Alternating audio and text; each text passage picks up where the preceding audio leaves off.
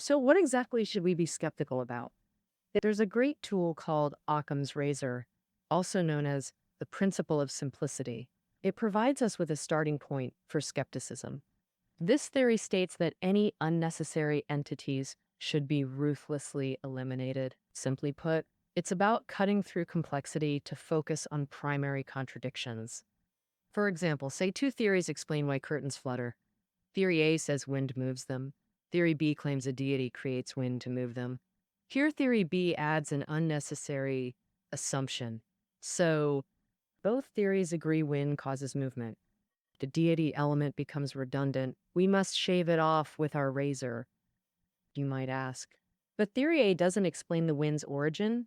Theory B supposedly does, right? But wait, where does the deity come from then? Why must it be a deity summoning wind instead of, say, an electric fan? Accepting theory B actually creates more questions. Since its 14th century proposal, Occam's razor has excised theological theories, separating science from religion. When confronting questionable theories, especially pseudoscience, the razor gives us a targeted approach. So, how do we validate our skepticism? This brings us to science's second pillar, verification. After ancient Greece's scientific dawn, humanity found its first truth testing method, evidence. You might laugh, isn't evidence based reasoning obvious? Yet, for millennia, global elites sought answers in ancient texts. Take human bone counts. Many consulted religious texts rather than examining actual bodies. Galen in ancient Rome pioneered evidence seeking by dissecting apes. 1,300 years later, Vesalius stole corpses from gallows to establish modern anatomy, disproving biblical claims about bones. But gathering evidence alone isn't sufficient. There are theories you can't fully confirm, yet they can't be conclusively disproven either. On this matter, author Carl Sagan proposed a famous metaphor called the dragon in the garage. Suppose I claim there's a fire-breathing dragon in my garage. You ask to see it. I reply, unfortunately, it's invisible.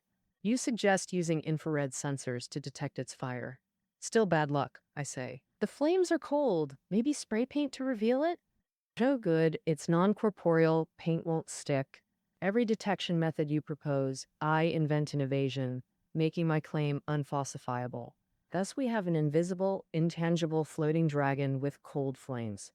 How does this differ from there being no dragon at all? Such unfalsifiable claims hold no scientific value. To address this, science follows a golden rule. All scientific claims must be falsifiable. What does falsifiability mean? It means the theory could potentially be disproven.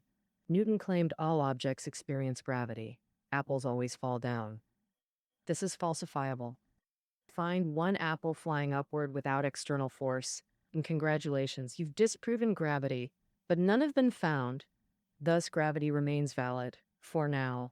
Absence of disproof doesn't mean eternal truth. Science remains perpetually testable. No scientific theory claims absolute, unconditional truth. This distinguishes science from dogma. Now, how do we test theories?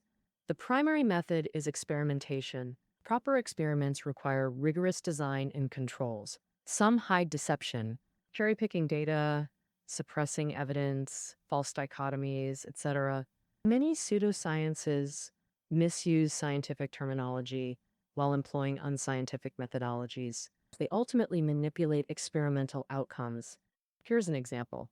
An anti-smoking organization once funded a health impact study. The research firm used double-blind randomized trials. Neither researchers nor subjects knew their group assignments. They studied twins, one smoking, one non-smoking, over 4 years. Seemingly rigorous design. Guess the shocking result? Smokers appeared healthier than non-smokers. This doesn't validate smoking, but exposes flawed correlation-causation assumptions. Well, health outcomes have multifactorial causes. Smoking is just one variable. Imagine smoking brother maintains good routine, exercises regularly. Non-smoking brother stays up late, has poor diet and obesity. These factors could outweigh smoking's impact, making the smoker appear healthier. The study failed to account for confounding variables. classic correlation causation error. Such flawed reasoning permeates daily life. Another pitfall, reverse causation. Basketball players are tall doesn't mean basketball causes height growth. Height enables basketball participation. Causation flows opposite. Countless false conclusions stem from this reversal, especially in social research. Maintain healthy skepticism. Scientific integrity's final pillar, truth seeking through error correction and fallacy elimination. Though synonymous, these concepts have distinct philosophical implications. Error correction represents academic truth seeking. Science is often seen as the pinnacle of human rationality, yet science isn't error free. Many struggle accepting scientists' mistakes. Some even label erring scientists as pseudoscientists. We must distinguish between falsehood and error, fundamentally different concepts. Scientific history is full of errors. Kepler, Newton, Darwin all made significant mistakes. Since errors are inevitable, truth seeking becomes essential. True scientists admit errors and pursue new truths.